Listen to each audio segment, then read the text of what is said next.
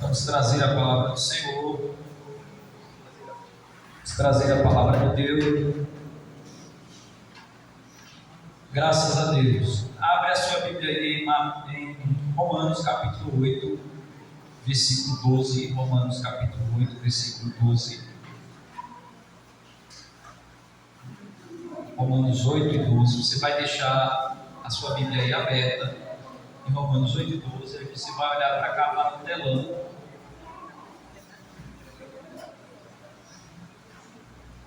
Romanos 8 e 12. Você vai olhar para cá, para o telão. Nós vamos falar sobre o que, irmãos? Quem são os filhos de Deus? Quem são os filhos de Deus? Quem são os filhos de Deus? Eu trouxe aqui essa tradução que é da NVT. Ela é acho que é a tradução mais simples que tem hoje para se entender o texto bíblico. Olha, vamos ler ali, ó. Todos os irmãos. Portanto, irmãos, vocês não têm que fazer os que não têm porque se viverem de acordo com as exigências dela, morrerão, segundo o poder do Espírito. Segue o poder das do corpo e verão.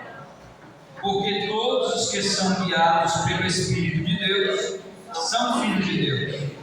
Pois vocês não receberam o Espírito que os torna de novo escravos medrosos, mas sim o Espírito de Deus que os adotou como seus próprios filhos.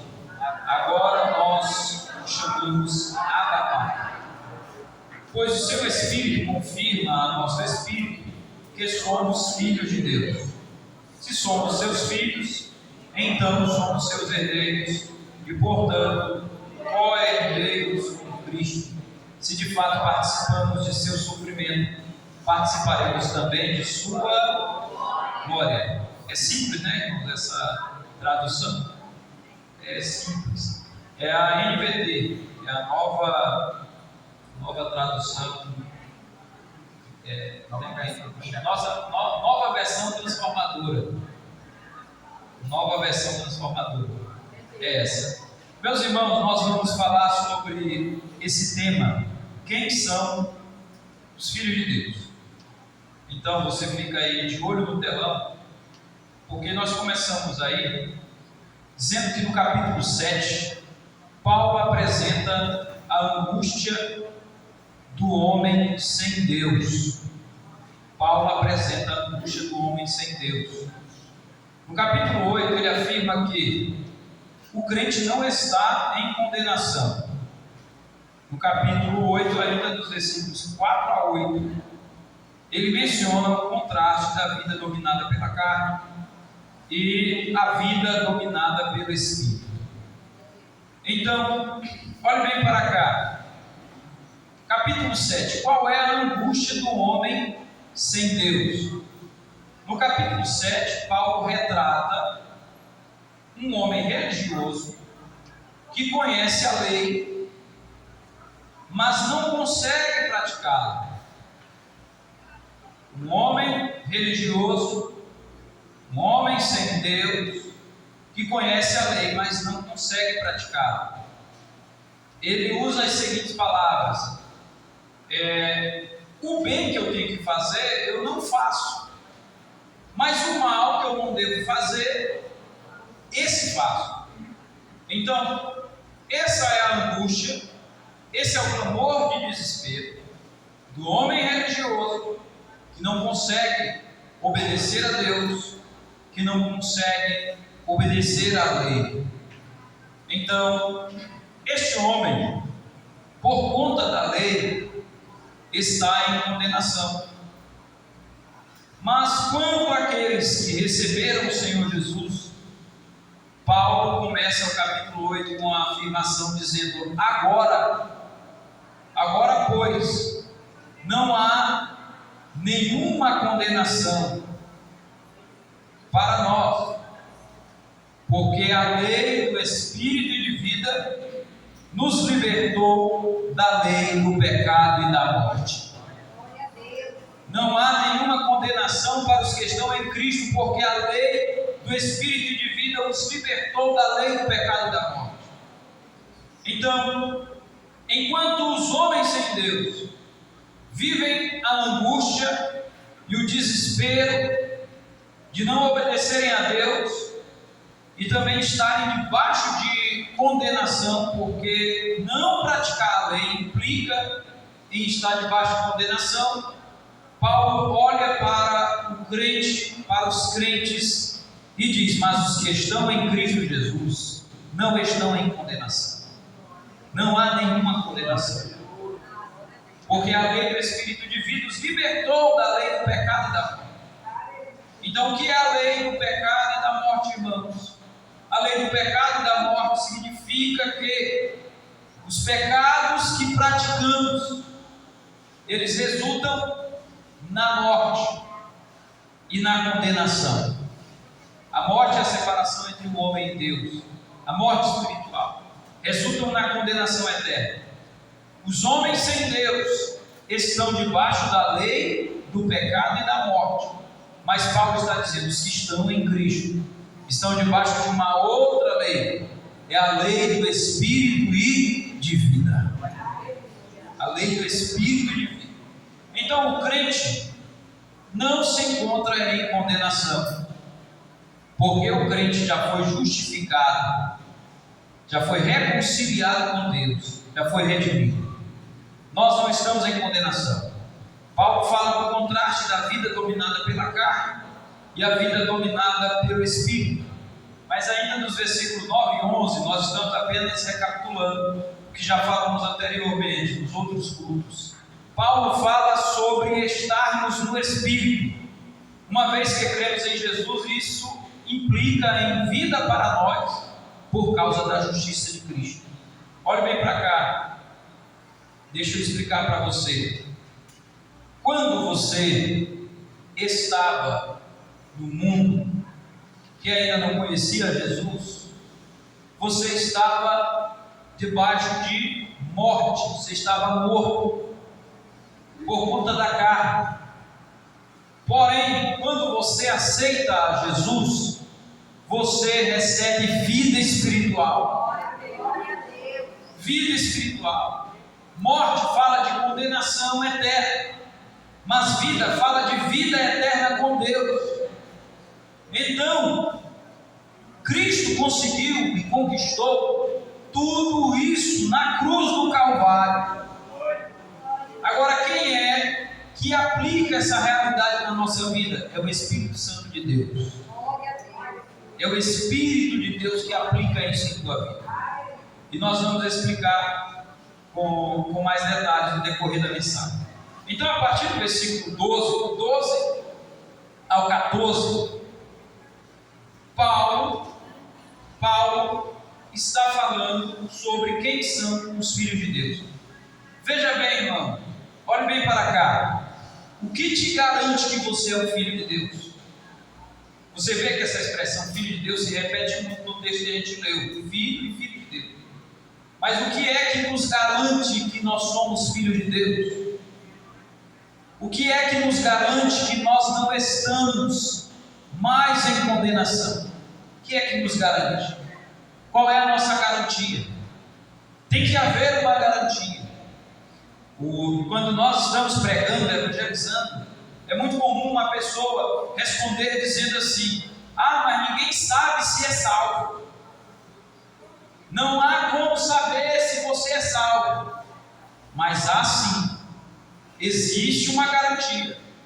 E é disso que Paulo está falando. Então, nos versos 12 e 13, Paulo continua falando desse contraste sobre aqueles que vivem na carne, o pendor da carne e o pendor do Espírito. Mas para responder a pergunta que nós lançamos aqui,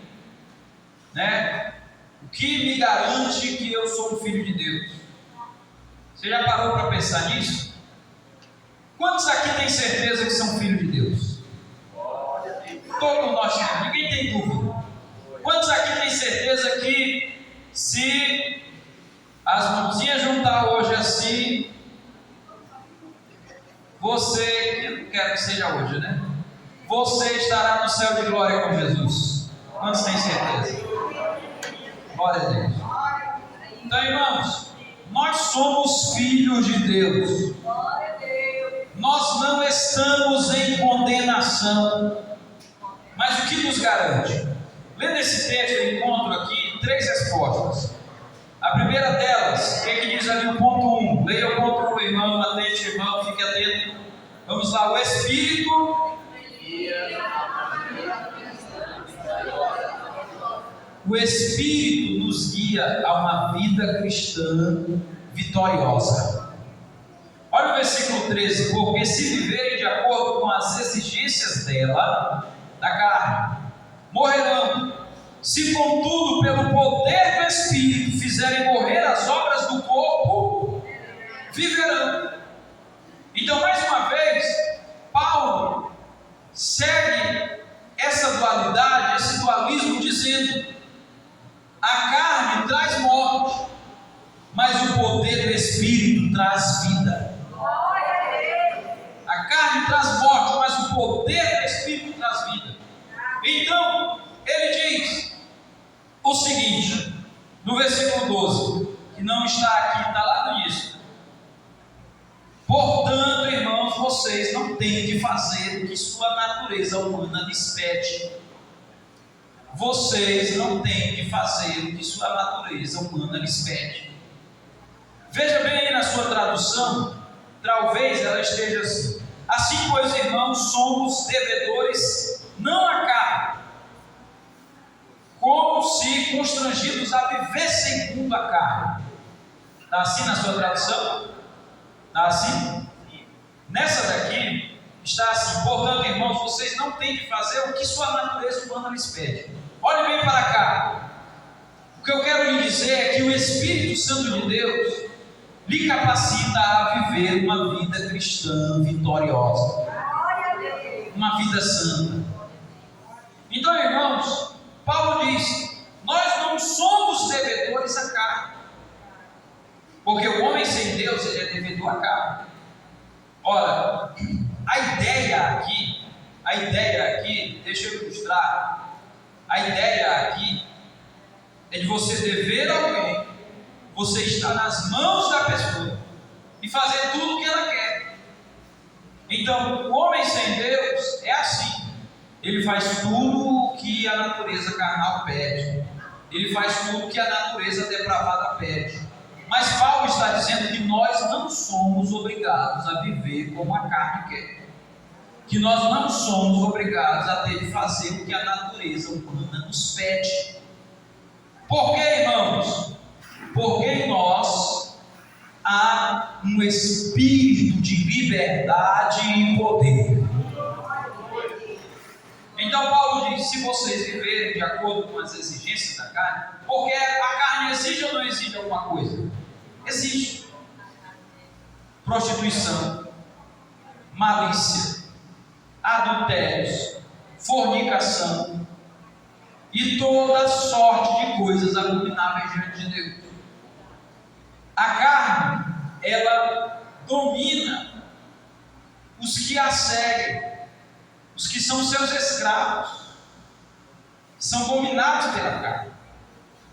Um dia, irmãos, eu estava atravessando uma rua de carro e um cachorro me colocou numa situação muito complicada, porque tinha uma carniça na rua e o cachorro estava bem no meio da rua fuçando a carniça, e eu estava no meio aqui do cruzamento, né, bem no meio, meu carro atravessado, e o cachorro fuçando a carniça, e eu tentando ir para o lado. Parece que para onde eu vinha o cachorro ia,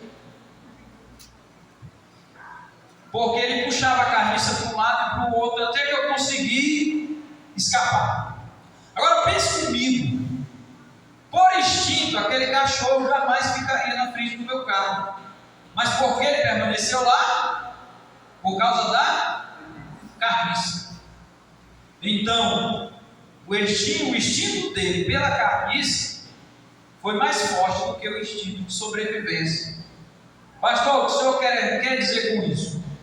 O homem sem Deus, ele está tão mergulhado no pecado, ele está tão mergulhado na carniça, que ele está morrendo, está morto, mas não está percebendo. Por quê? Porque a carne pede aquilo, ele está tão cheio daquele apetite carnal, que ele não vê que ele está a caminho da perdição e a caminho do inferno. Meus irmãos, a vida sem Deus é uma vida triste. A vida sem Deus é uma vida triste. Por isso que Paulo está dizendo: se vocês que são crentes viverem de acordo com as exigências da carne, vocês vão morrer. Mas uma coisa ele fala: se vocês viverem pelo poder do Espírito e fizerem morrer as obras do corpo, vocês viverão. O que Paulo está dizendo é que o Espírito nos guia a uma vida cristã poderosa. O que são as obras do corpo? O corpo aqui é um sinônimo, não é o corpo material aqui, a sua carne, porque tem gente que pensa que essa carne aqui é ruim. Uma vez eu vi um irmão que ele batia nos peitos com tanta força e dizia: essa carne não presta, é essa carne aqui, não é essa carne mesmo aqui, é essa daqui do meu braço, do meu corpo. Então ele entendia que o corpo em si que é o problema, mas não é, porque para o crente o corpo é o templo do Espírito Santo de Deus. O Espírito Santo de Deus torna o corpo santo. Então o problema não é o corpo, a questão é quem controla o corpo. Então é a natureza carnal. Quando Paulo usa aqui a palavra corpo aqui é no sentido de que? De carne, natureza carnal. Por isso que ele fala as obras do corpo. Então, irmãos, é possível vencer as obras da carne. Crente não é para viver caído naquele ciclo: peca, confessa, peca, peca, confessa, peca. O mesmo pecado, a mesma queda, o mesmo problema. Crente não é para viver assim. Eu não estou querendo dizer aqui que você não será tentado. Você será tentado. Mas Lutero dizia o seguinte: eu não consigo impedir que um passarinho venha pousar em minha cabeça, mas eu consigo impedir que um passarinho venha formar em minha cabeça. Ou seja, os pensamentos pode vir um pensamento pecaminoso, de querer aproveitar uma oportunidade para ganhar um dinheiro que não é seu. Você está na fila do banco, a pessoa tira o dinheiro e cai R$200. Quem tem problema com dinheiro, irmão, se sente tentado. Quem tem problema com dinheiro se sente tentado. E tem aqueles que trazem um exemplo que não é bom de casa, né? Que já viram o pai fazendo isso. Tentações de querer colocar um nomezinho lá no Bolsa Família, sendo que você sabe que sua renda é superior, não é para você. Tentações de querer se aposentar como pescador, se pedir para você jogar uma tarrafa, ela desce fechada.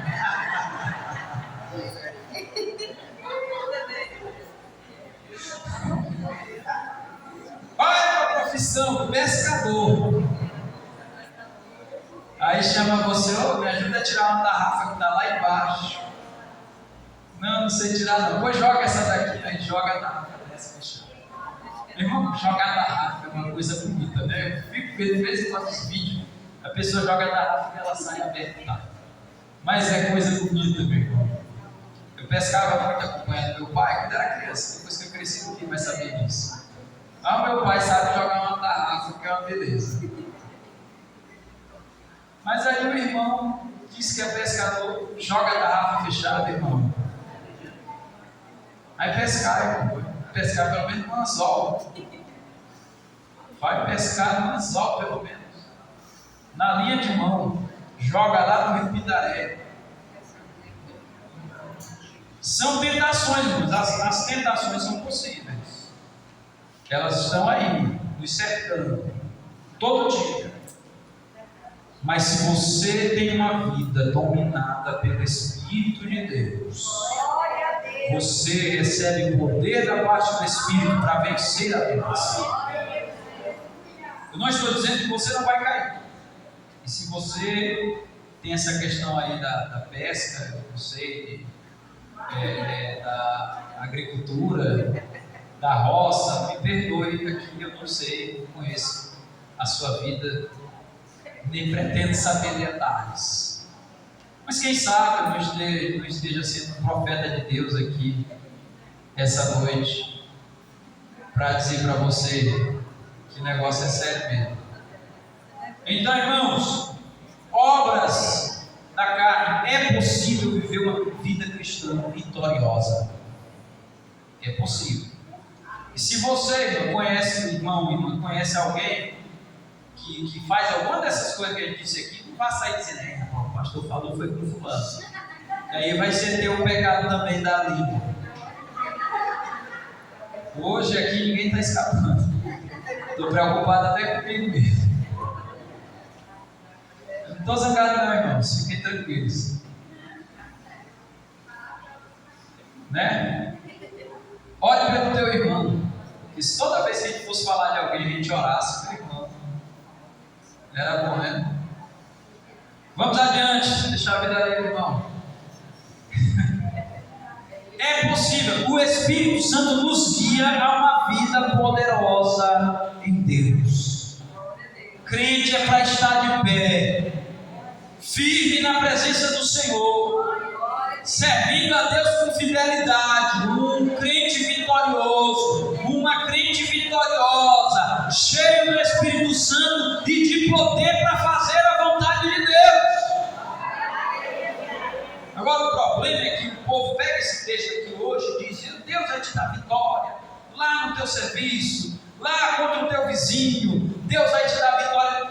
Meu irmão, aqui não está falando de vitória financeira, não está falando de ter sucesso na vida, não está falando de ter influência na internet, influência na sociedade. Paulo não está enxergando essas coisas, muito embora é muito bom ter tudo isso. Eu quero que você tenha tudo isso, porque eu quero que você seja muito rico, se for o propósito de Deus na sua vida. Mas uma coisa é certa, Paulo está enxergando aqui é uma vida de temor a Deus e uma vida de piedade, uma vida de santidade. Oh, glória a Deus. E se você tem dificuldade em uma área da sua vida, peça ao Espírito Santo de Deus que lhe guie. Peça ao Espírito Santo de Deus que lhe guie. Peça ao Espírito Santo de Deus que passe o colírio da graça nos teus olhos, para que os teus olhos olhem aquilo que é bom. Peça ao Espírito Santo de Deus que guie as tuas mãos, que Ele lhe dê poder para uma vida cristã vitoriosa. Deus te fez para ser um crente vitorioso. Quantos acreditam nisso? Levante a sua mão. Você quer ter uma vida cristã vitoriosa? Irmão, não tem nada melhor do que ser um crente que agrada a Deus. Irmãos, a melhor vida que tem é a vida do crente. Glória a Deus. Crente fiel. É a melhor vida que tem. Se tem alguma coisa na sua vida que precisa ser corrigida, pois o Espírito de Deus está aqui falando contigo, tocando o teu coração, porque há tanto tempo você não sente a alegria do céu, a alegria da salvação. Mas o Espírito de Deus quer trazer tudo isso novamente ao teu coração, para te encher de graça e poder. Aleluia. Graça e poder. É interessante que Paulo diz o seguinte: porque todos que são guiados pelo Espírito de Deus são filhos de Deus. Olha, eu quero chamar a sua atenção para algo interessante nesse texto. O que significa a palavra guiado? Você vai viajar, vamos supor que você vai viajar esse ano para Israel. Ela está lá, né, irmão? Os irmãos estão dando glória a Deus. Mas não é lá na guerra em outro lugar, lá na faixa de Gaza. Pode viajar para lá tranquilo. pega uma pedra de baladeira em você. Aí você chega lá, você vai ter um guia, não é? Quem é que vai dizer onde você vai entrar? O guia. Quem é que vai dizer qual é o próximo local de passeio? O guia. Local de comer? O guia. Voltar para o hotel? O guia. Então, ser guiado é ser direcionado, é ser conduzido. Assim é a vida do Espírito do crente. Assim é a vida do crente, ele é guiado pelo Espírito Santo de Deus. O Espírito Santo de Deus diz: entra, ele entra. O Espírito Santo de Deus sai, ele sai. O Espírito Santo de Deus volta, diz volta, ele volta. O Espírito Santo de Deus diz vai, ele vai. O Espírito Santo de Deus fala, ele fala. O Espírito Santo de Deus diz fica calado, ele se cala. O Espírito Santo de Deus diz estende a mão, ele estende a mão. O Espírito Santo de Deus está na vida dele, guiando ele, dando a ele poder e graça. Levante a mão, Pedro, para o céu esta noite. Enche o teu pulmão de ar. Só os que desejam ser guiados pelo Espírito de Deus. Feche os seus olhos em nome de Jesus. Levante a sua mão para o céu. Você quer ser guiado pelo Espírito Santo? Você quer ser guiado pelo Espírito Santo? Você quer ser levado pelo Espírito de Deus? Deixa ele te guiar. Uma mulher guiada pelo Espírito Santo de Deus realiza coisas poderosas na presença do Senhor. Um homem guiado pelo Espírito de Deus realiza coisas grandiosas na presença de Deus. Que o Espírito Santo guie a nossa vida, a nossa história.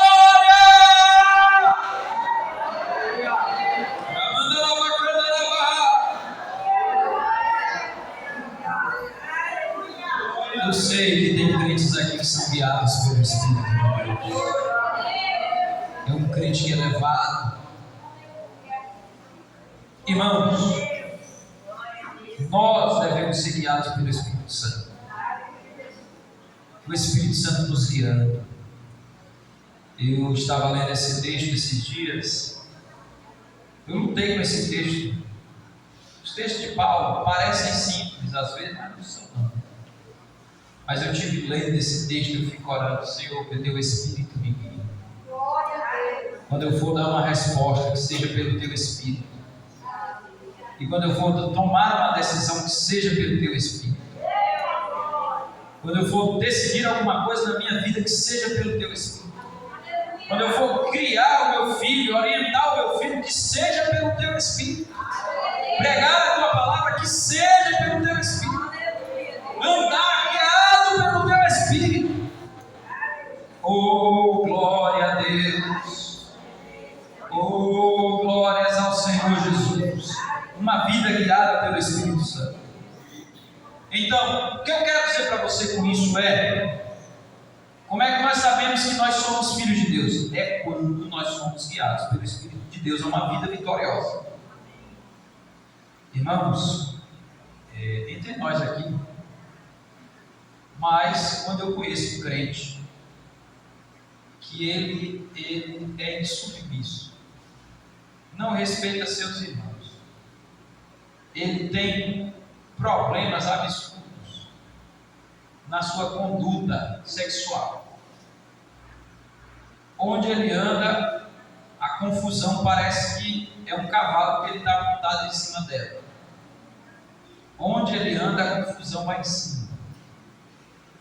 Meus irmãos, eu fico desconfiado se é filho de Deus. Fico desconfiado se é crente. Porque uma pior categoria que a gente criou na igreja foi esse negócio de crente carnal. Crente carnal. Porque no fundo ainda dá aquela desculpazinha para a pessoa dizer: carnal, mas pelo menos é crente, né? Crente carnal, mas é crente. Ou é crente fiel, ou é crente fiel. Crente carnal é o homem sem Deus. Então Paulo escreve para a gente para dizer que é possível ter uma vida vitoriosa. É claro que você está na luta. Você caiu não significa dizer que você não é um crente. Eu não estou dizendo isso. O que eu estou dizendo é permanecer no pecado, como se o pecado fosse qualquer coisa, pouca coisa, não é uma conduta de um crente. No mínimo, o crente vai chorar, vai pedir perdão a Deus, vai se humilhar diante do Senhor, vai buscar restauração. No mínimo, porque sujeito a cair, todos nós estamos. Todos nós estamos. Mas se você buscar a ajuda do Espírito Santo de Deus, Ele vai te guiar pelo caminho da santidade. Tenho certeza disso pela palavra do Senhor. Vamos aqui, segundo ponto. O que é que diz aí o segundo ponto? Temos acesso a Deus pelo Espírito. Irmão, isso aqui é maravilhoso. Espírito de escravidão versus espírito de adoção. Leia o versículo 15 ali, leia o versículo 15. Gostei já?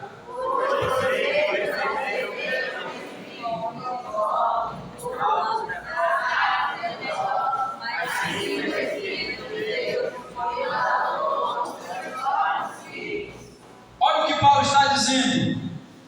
Vocês não receberam espírito de escravidão. Porque a escravidão, ela era muito comum entre os judeus, entre o povo de Israel, e também entre os romanos. Muito comum. Havia o mercado de escravos. O mercado de escravos, onde quem tinha dinheiro entrava lá no mercado de escravos e poderia escolher um escravo para comprar. Então o escravo, geralmente ele tinha um senhor muito ruim. Quando ele tinha um senhor mau, ruim, ele vivia o tempo inteiro com medo. Com medo do seu senhor. Era um escravo medroso. Um escravo medroso. Então Paulo está dizendo para a gente que existem pessoas que estão escravas, são escravos do pecado. Mas ele está dizendo: vocês não receberam o espírito de escravidão, vocês receberam o espírito de adoção. Oh, glória a Deus! Sabe o que Paulo está dizendo? Vocês não são mais escravos, vocês são filhos de Deus. Conta-se a história de uma moça nos Estados Unidos, no período da escravidão. Ela estava no mercado de escravos e revoltada com a vida que ela tinha. Já havia sido vendida para outros senhores, novamente estava à venda. Um homem chegou e demonstrou interesse naquela escrava. Ele foi lá e pagou pela escrava. Ele traz um papel e quando ele chega para levar a escrava cospe no rosto dele, cospe ele. Mas na hora que ele pega o papel, alguém que estava junto diz para ela assim: você cuspiu ele, mas ele acabou de comprar a tua liberdade. Ele não te comprou para ele. Ele pagou a tua liberdade. Agora tu não és mais escrava. Foi essa a notícia que ele veio te dar. E tu cuspiu nele. Meus irmãos, assim éramos nós. Nós estávamos no mercado de escravos do mundo. Mas Jesus entrou lá e nos comprou com seu sangue. Alguém levanta a mão para adorar o nome dele. Nós cuspimos nele, nós pecamos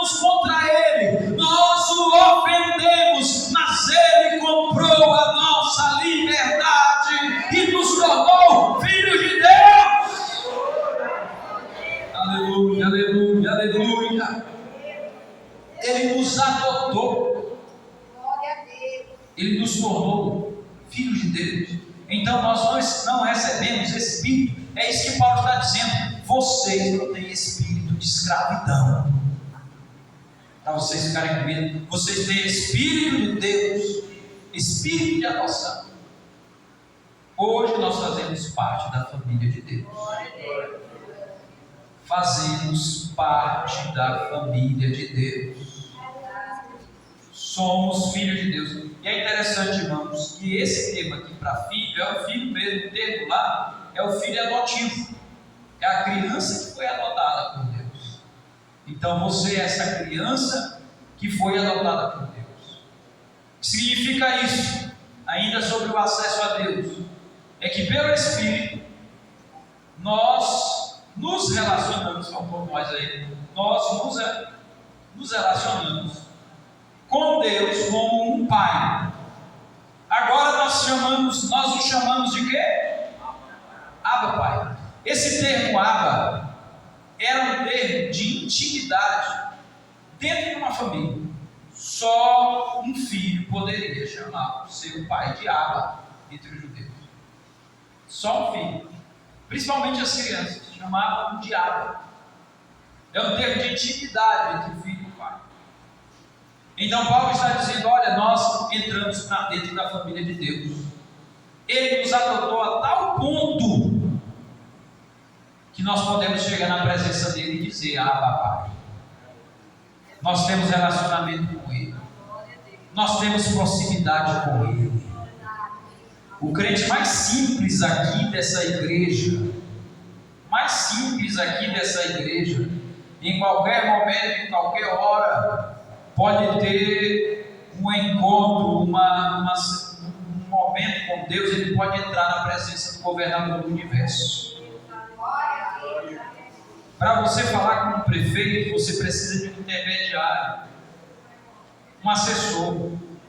O governador, você vai tomar vários caminhos. Eu não sei quem foi, tem uma pessoa aí que escreve dizendo que para você chegar ao presidente da República, você tem que encontrar, ele disse que qualquer um de nós pode chegar ao presidente da República através de 10 pessoas. Aí eu fiquei pensando um dia em chegar até o presidente da República, no passado, né? Aí eu fiquei pensando em 10 pessoas, mas eu não encontrei. Eu digo, eu não tenho como chegar no presidente da República. Está despachado. Você talvez não tenha como chegar, não sei se aqui quem tem, se tiver, me falem. Mas, naquele que é maior do que o presidente da República, você chega. Glória a Deus, glória a Deus, glória a Deus. Basta dobrar o joelho, basta falar com ele, basta chamá-lo. Você chega na presença dele. Rei dos reis, Senhor dos senhores. Por último, nós vamos encerrar aqui, irmãos. Leia o ponto 3.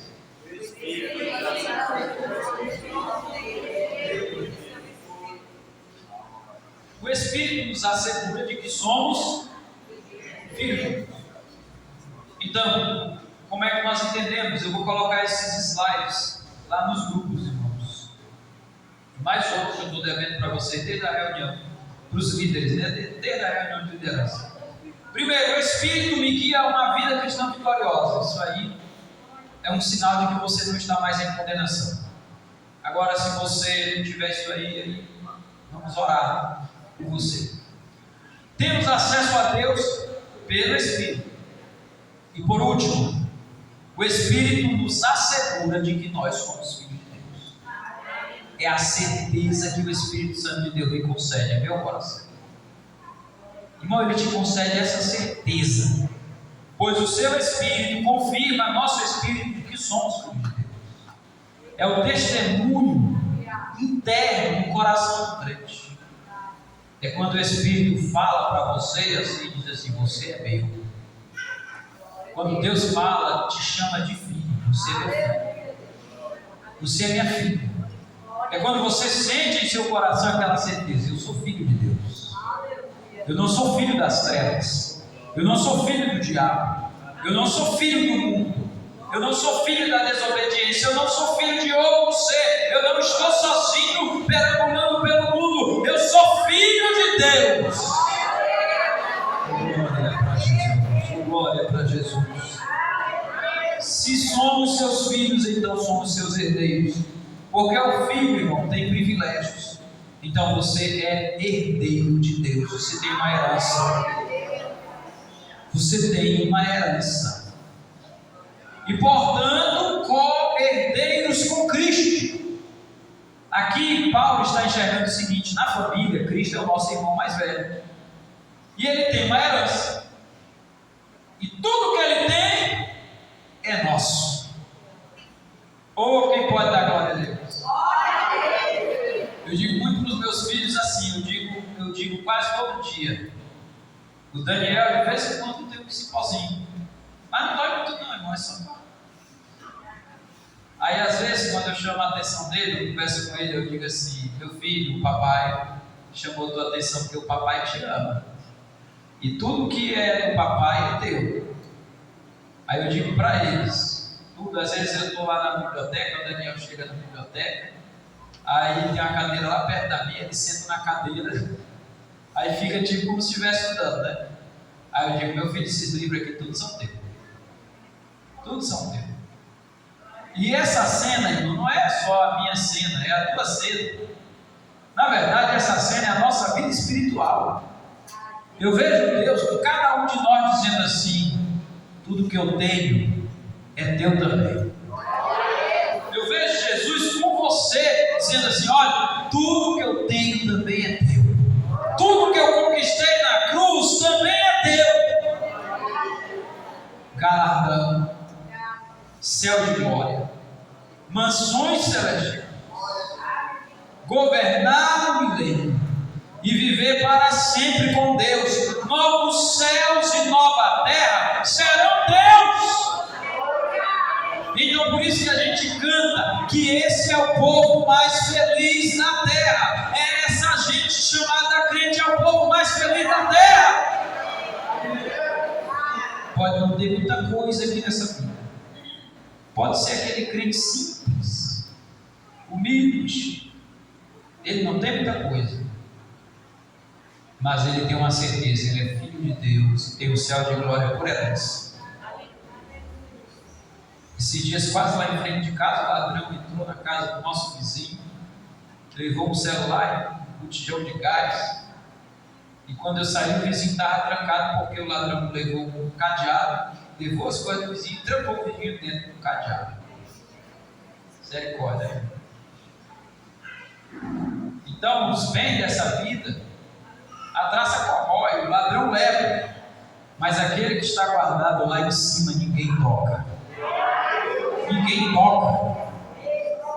Você pode perder muita coisa nessa vida. Você pode ter perdido muita coisa. Você pode ter perdido um parente, um amigo, um pai, uma pessoa especial. Você pode ter perdido um carro. Você pode perder alguma coisa nessa vida. Todos nós perdemos alguma coisa nessa vida. Essa vida é uma caminhada de ganhos e perdas constantes. Mas uma coisa eu quero te dizer: a tua herança tu não perde. Ela está guardada, está guardada, está guardada. Não tem quem toca, não tem quem tire uma parte, não tem quem consiga desviar. Está lá, é tua, está com teu nome, é propriedade tua, ninguém toca. Aí por último, Paulo diz: se de fato participamos de seu sofrimento, participaremos também da sua glória. Se nós participamos do seu sofrimento, nós vamos participar da sua glória. Ou seja, Cristo sofreu na cruz e nós sofremos também por sermos crentes em Jesus. Mas se Cristo sofreu, nós também vamos participar da sua glória. Tem lugar para nós na sua glória. Fique de pé em nome de Jesus. Fique de pé em nome de Jesus. Oh, irmãos, como isso alegra o nosso coração. Feche seus olhos. Somente olhar a ti, Senhor. somente olhar a Ti, Senhor. Você conhece? Somente olhar a Ti, Senhor, e não olhar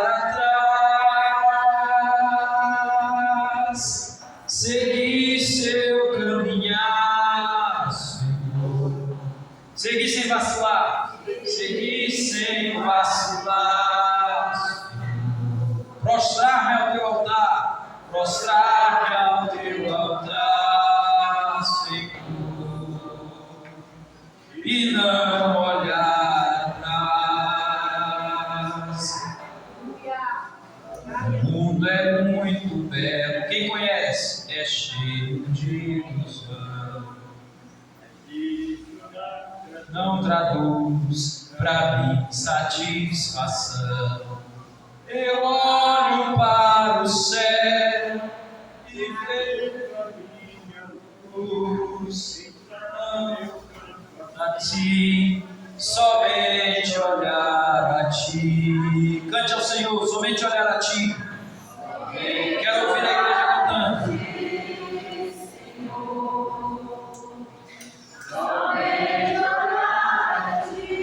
De olhos fechados, adorando ao Senhor. Somente olhar a Ti. Irmão, olhe só para Jesus. Olhe só para Jesus. Olhe só para Jesus. Olhe só para Jesus. Seguir Teu caminhar, Senhor. Seguir sem vacilar, Senhor. Prostrado em Teu altar, Senhor, e não olhar atrás. Quantos podem glorificar o nome do Senhor? Meus irmãos, isso alegra o nosso coração. Eu não sei como está o teu dia, a tua vida, a tua história. Eu não sei se as coisas andam bem ou mal. Eu não sei se você está se achando velho demais ou velha demais. Eu não sei se você está preocupado com amanhã, com o pão de cada dia. Eu não sei o que pode estar te angustiando. Eu não sei o que foi que você perdeu. Mas uma coisa eu quero te dizer: você é filho de Deus. Você é filha de Deus. Oh, glória. Você é amada por Deus. Você é amado por Deus. Deus te ama. Ele te ama. Ele é quem te guarda. Ele é quem cuida de ti. Está cuidando da tua vida. Está cuidando dos teus filhos, do teu esposo, de tudo. Está cuidando de você. Oh, quem pode glorificar o nome do Senhor? E isso deve alegrar os nossos corações. Nós vamos orar, irmãos, encerrando essa mensagem. Encerrando essa mensagem e agradecendo a Deus. Eu quero agradecer a Deus pela tua vida. Coloque a mão no teu coração em nome de Jesus, porque você vai sair daqui hoje na presença de Deus. Você vai para casa na presença do Senhor. Com essa certeza: eu sou herdeiro de Deus, eu tenho herança, eu tenho cuidado do meu Pai, eu tenho cuidado do meu Senhor. Aleluia. Você fala com Ele, você sente a presença dEle, você chora na presença dEle. Você está triste, Ele te consola, Ele te alegra. Você está desanimado, Ele te anima. Oh, que Deus maravilhoso é o nosso, irmão. E é por isso que você está hoje aqui, porque você é crente. Você é crente. Oremos ao Senhor com nosso irmão Enoque. Nosso irmão Enoque vai orar ao Senhor aqui, encerrando o trabalho. Oremos. E os irmãos que estão nas equipes